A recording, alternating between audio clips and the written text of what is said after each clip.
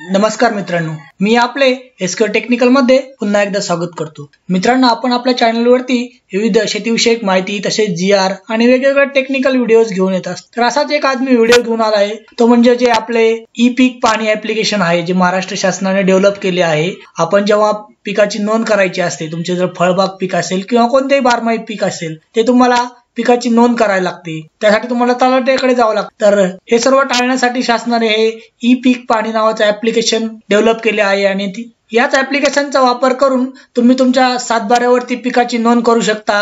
तसेच बांधावरची झाडे नोंदणी करणे, अशा अनेक कामे तुम्ही या ऍप्लिकेशनच्या सहाय्याने करू शकता। तर हे खूप छान ऍप्लिकेशन आहे, त्याचा वापर कसा करायचा हेच मी आज या व्हिडिओ मधून सांगणार आहे। तर हे ऍप्लिकेशन मोबाईलवरून कसे डाउनलोड करायचे, चला तर मी तुम्हाला आता मोबाईल वरती दाखवतो। मित्रांनो, तुम्ही तुमच्या मोबाईल मध्ये आल्यानंतर तुम्हाला प्ले स्टोर नावाचे ऍप्लिकेशन ओपन करायचे आहे, जिकडनं आपण वेगवेगळे ऍप्लिकेशन डाउनलोड करू। इथे आल्यानंतर तुम्हाला वरती सर्च बार मध्ये ई पीक पाहणी टाइप करायचे आहे आणि सर्च करायचे आहे ई पीक पाहणी। तर हे मराठीमध्ये पहिलेच ऍप्लिकेशन दिसेल तुम्हाला मित्रांनो, ई पीक पाहणी। तर तुम्हाला त्याला क्लिक करायचे आहे। इथे पाहू शकता पहिले ऍप्लिकेशन।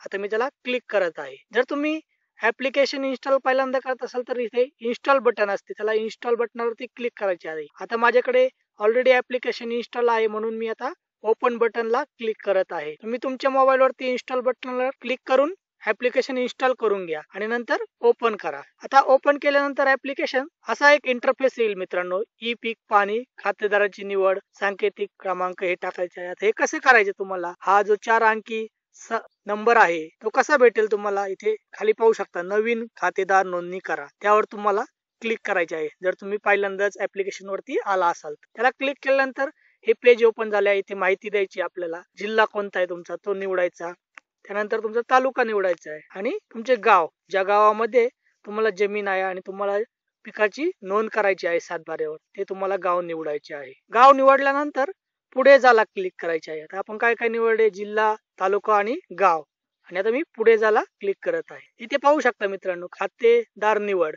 तर हे तुम्ही पहिले नाव टाकून मधले नाव, आडनाव, खाते क्रमांक, गट क्रमांक या सर्वांनी तुम्ही इथे शोधू शकतात मित्रांनो, तुमचे जे खातेदार आहे, तुमची जमीन कुठे आहे तिथे।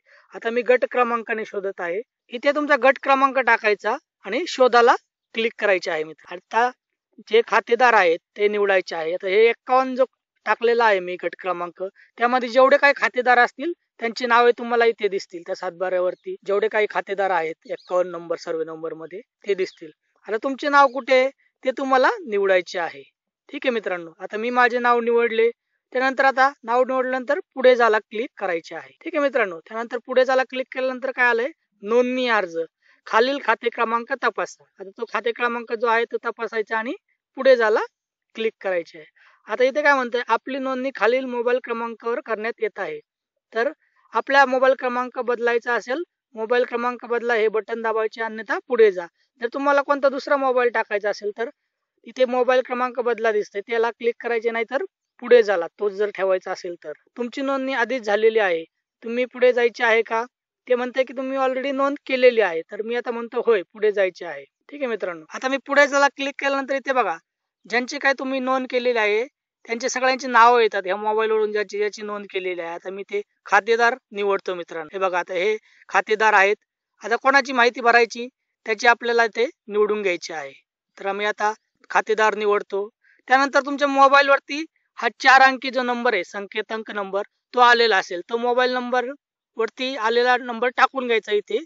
आता मी तो टाकून घेतो। हे बघा मित्रांनो, माझ्या मोबाईल वर जो नंबर आलता तो मी आता टाकून घेतलेला आहे आणि पुढे जायला क्लिक करत आहे। हे बघा मित्रांनो, माझ्या मोबाईल वरती जो नंबर आला होता तो मी टाकला आहे आणि आता पुढे जायला क्लिक करत आहे। पुढे जायला क्लिक केल्यानंतर असे तुमचे सर्व माहिती येईल, तुम्ही लॉग इन झालेला आहात याच्यामध्ये। आता इथं परिचय, तुम्ही तुमचे परिचय सगळे पाहू शकता, खातेदाराचे नाव, मोबाईल नंबर वगैरे। तुम्ही इथे फोटो पण टाकू शकता तुमचा टाकायचा असेल तर, ठीक आहे। आणि तुम्ही महिला पुरुष हे पण निवडू शकता, इथे पुरुष फोटो टाकायचा असेल तर फोटो टाकून घ्या आणि सबमिट, माहिती भरली। ठीक आहे मित्रांनो, आता परत होम वरती जायचंय, डाव्या कोपऱ्यात जे दिसते तुम्हाला ते, इथे तुम्ही पाहू शकता पिकाची माहिती नोंदवा, बांधावरची झाडे नोंदवा, कायम पड नोंदवा आणि पीक माहिती मिळवा, हे सर्व ऑप्शन दिलेले आहेत। आपल्याला काय करायचंय, पिकाची माहिती नोंदवायची, तर मी आता पिकाच्या माहिती नोंदवायला क्लिक करत आहे। ह्याला क्लिक केल्यानंतर तुम्हाला आता तुमचे खाते क्रमांक निवडायचे मित्रांनो. खाते क्रमांक निवडल्यानंतर तुमचा भूमापनावर गट क्रमांक निवडायचा आहे की कोणत्या याच्या गटामध्ये तुम्ही आहे. ठीक आहे मित्रांनो, आता मी तो निवडून घेतो. तुम्हाला ज्याची नोंद करायची आहे तिथलं जमीन क्षेत्र निवडायचे की तिथे निवडायचे नाही मित्रांनो, इथे ऑटोमॅटिक आलेलं आहे जमीन एकूण क्षेत्र. हे तुम्हाला एडिट करता येत नाही. तुमच्या जे 7/12 असेल ते इथे ऑटोमॅटिक येते. पोट खराबा. आता तुम्हाला हंगाम निवडायचा आहे, रब्बी, उन्हाळा आणि संपूर्ण वर्ष. ठीक आहे, आता मी रब्बी निवडला. त्यानंतर पीक पेरणीसाठी उपलब्ध क्षेत्र इथं दिलेलं आहे, ते पण तुम्हाला ऑटोमॅटिक येते. पिकाचा वर्ग निवडायचा. आता इथे निर्बळ पीक, मिश्र पीक, पॉली हाऊस, सेडनेट पीक, पड क्षेत्र. आता मी निर्बळ पीक निवडतो. निर्बळ पिकाचा प्रकार तो निवडायचा. आता इथे पीक किंवा फळबाग निवडू शकता जे तुमचे आहेत. त्यानंतर पिकांची व झाडाची नावे. तर तिथे तुम्हाला कोणतं पीक आहे ते निवडायचे आहे. तर आता आपण निवडून घेऊया कोणते पीक आहे. आता मी गहू निवडले. त्यानंतर क्षेत्र निवडायचे किती तुम्हाला आहे, हे जे पीक आहे ते किती आहे. सर्व क्षेत्र 0.16 म्हणजे जे वरती क्षेत्र आहे सर्व क्षेत्रात गहू आहे का अर्धा अर्धा आहे ते तुम्ही टाकून घ्या. माझं सर्व आहे तर मी सर्व टाकले आहे. त्यानंतर जलसिंचनाचे साधन काय आहे, विहीर आहे, तलाव आहे, खाजगी कालवा आहे, शासन कालवा आहे, बोरवेल आहे, शेततळे, हे सर्व ह्याच्यातून तुम्हाला निवडायचे आहे. आता मी विहीर निवडली. सिंचनाची पद्धत ठिबक सिंचन आहे तुमच्याकडे, तुषार सिंचन आहे, प्रवाही सिंचन आहे, अन्य सिंचन कोणत्या प्रकारे ते निवडायचे. आता मी प्रवाही सिंचन निवडले. त्यानंतर लागवडीचा दिनांक काय आहे, कधी लागवड केली ते निवडायचे तुम्हाला. ठीक आहे, आता मी लागवडीची दिनांक निवडून घेतली. ठीक आहे, अशी माहिती तुम्ही सर्व भरून घ्यायची आहे पिकाची. खाते क्रमांक,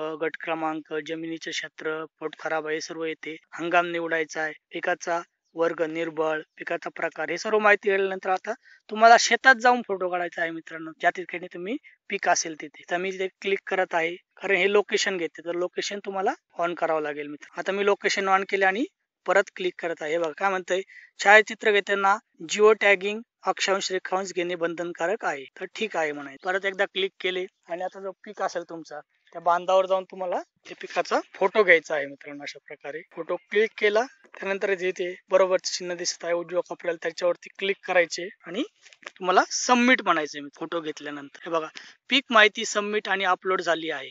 तर तुमचे हे जे पीक होते त्याची माहिती अपलोड झाली आहे. ठीक आहे ला क्लिक करायचे. तर ते काय विचारते आपल्याला 12 सर्वे नंबर मध्ये जो काही तुम्ही अपलोड केलेला आहे सर्वे नंबर, त्याच्यामध्ये आणखी रब्बी हंगामात निर्बळ पिकाखाली एकापेक्षा अधिक पिकाची नोंद करायची आहे का. करायची असेल तर हा करा किंवा नसेल तर नाही. ठीक आहे, आता मला नाही करायची तर नाही करू. ठीक आहे, तर अशा प्रकारे ही नोंद झालेली आहे मित्रांनो. आता तुम्हाला मी दाखवतो पिकाची माहिती.